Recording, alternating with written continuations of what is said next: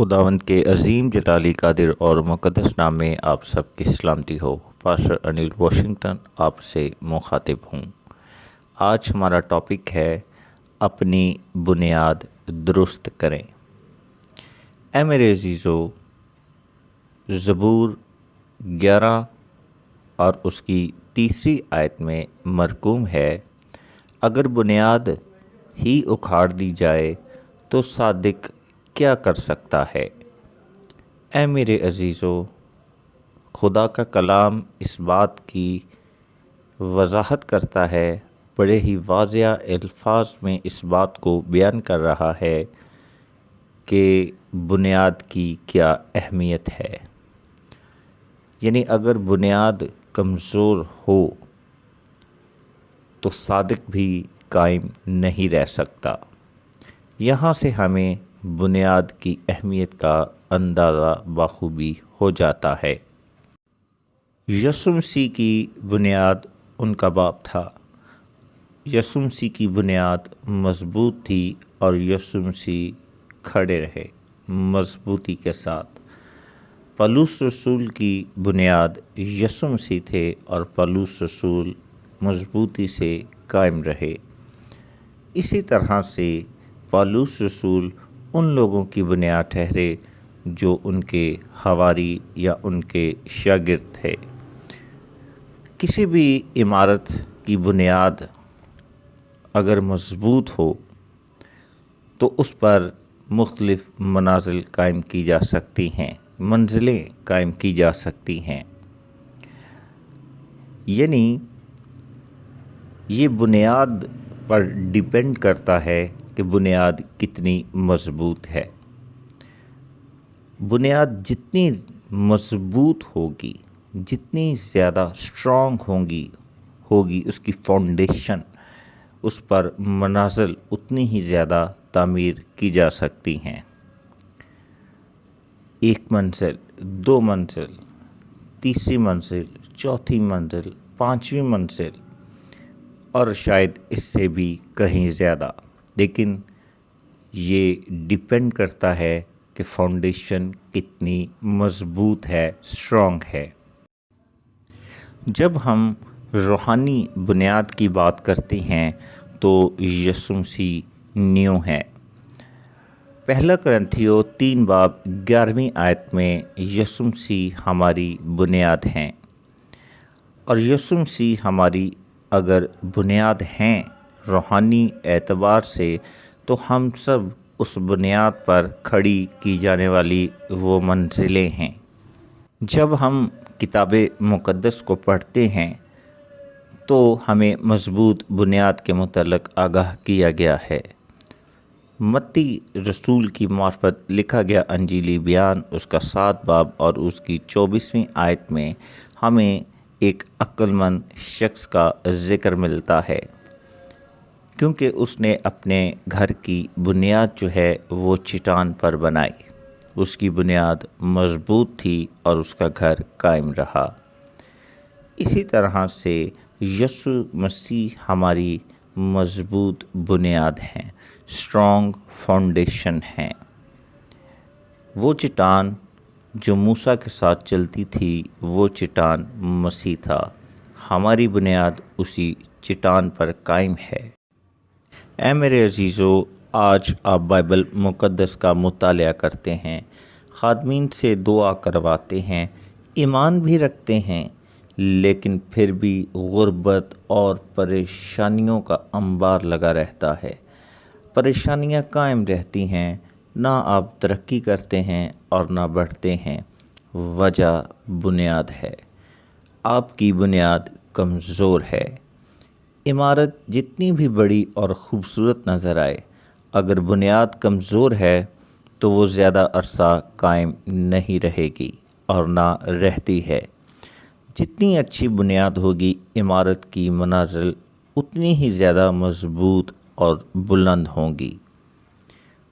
یاد رکھیں، جسمانی بنیاد کی اگر بات کریں تو جسمانی اعتبار سے بھی ہمارے باپ دادا، آباؤ اجداد ہماری بنیاد ہیں، جسمانی بنیاد۔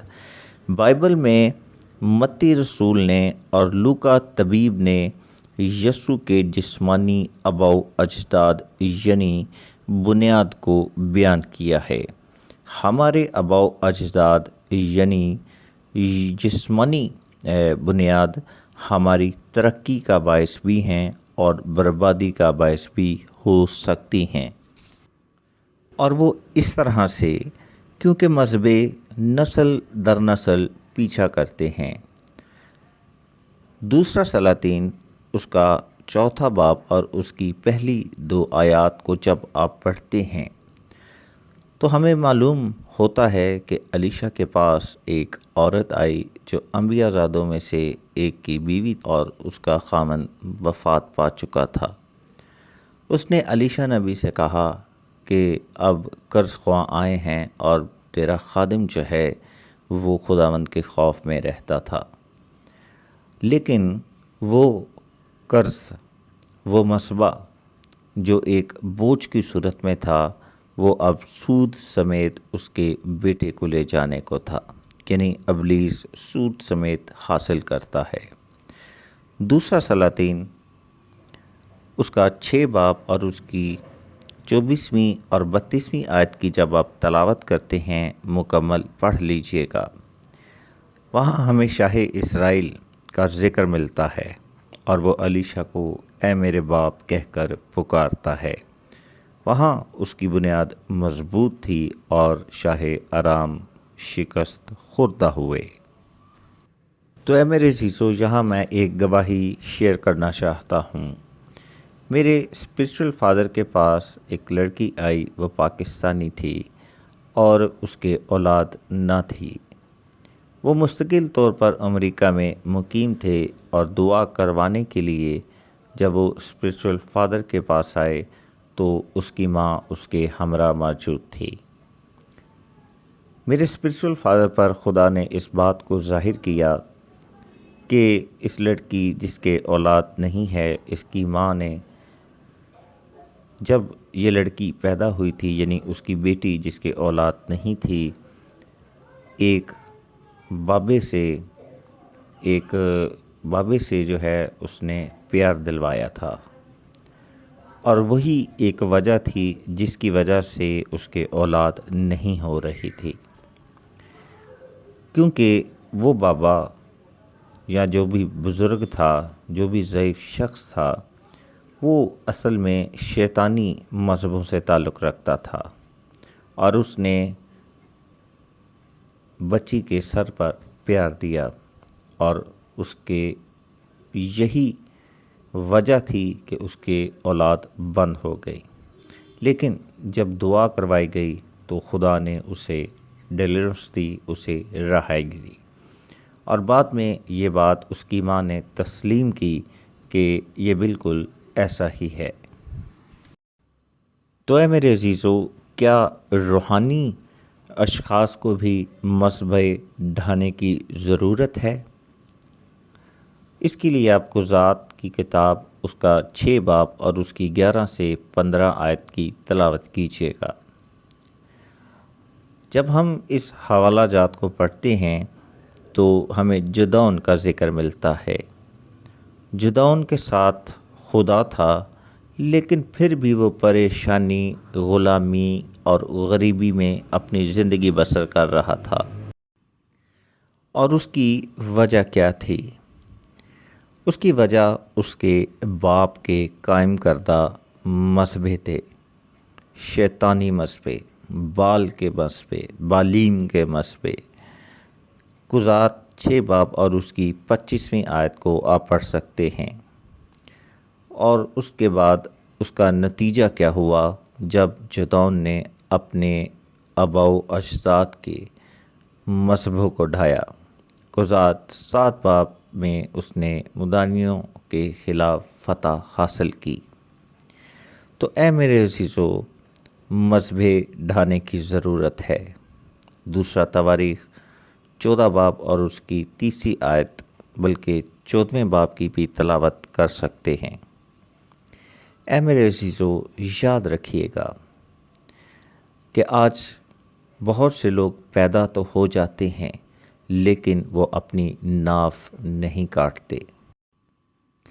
تو اے میرے عزیزو، یہاں میں چند حوالہ جات کی تلاوت کے لیے آپ سے ضرور کہوں گا، آپ انہیں ضرور پڑھیے گا تاکہ آپ بنیاد کی اہمیت کو جان سکیں اور جان سکیں کہ آپ کی جسمانی اور روحانی بنیاد کس اہمیت کی حامل ہے، اور آپ کی بنیاد سے جڑے ہوئے مذہبی بھی کس طرح سے آپ کی بنیادوں کو کمزور کر سکتے ہیں، اور مضبوط سے مضبوط بنیاد بھی کمزور ہو سکتی ہے۔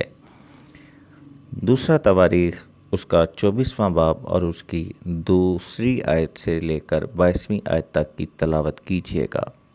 آپ کو یواس کا ذکر ملے گا جس نے ایک اسیسینیشن کی، اور اس کے بعد دوسرا سلاطین اور اس کے 12ویں باب اور 19 سے 21ویں آیت کی تلاوت کیجیے گا جس میں یواس خود مارا گیا۔ تو اے میرے عزیزو، یہاں ہمیں بنیاد کی اہمیت کا پتہ چلتا ہے کہ آپ کی بنیاد آپ کی ترقی اور آپ کی گراوٹ میں بڑا اہم کردار ادا کر سکتی ہے۔ تو اے میرے عزیزو، آج آپ خود پر غور کریں کہ آپ جس جگہ پر ہیں وہ بنیاد کیسی ہے، چٹان پر قائم ہے یا ریت پر، یا آپ کس منزل کی حیثیت رکھتے ہیں، یا آپ خود بنیاد ہیں کسی کی۔ ان باتوں پر غور کیجیے گا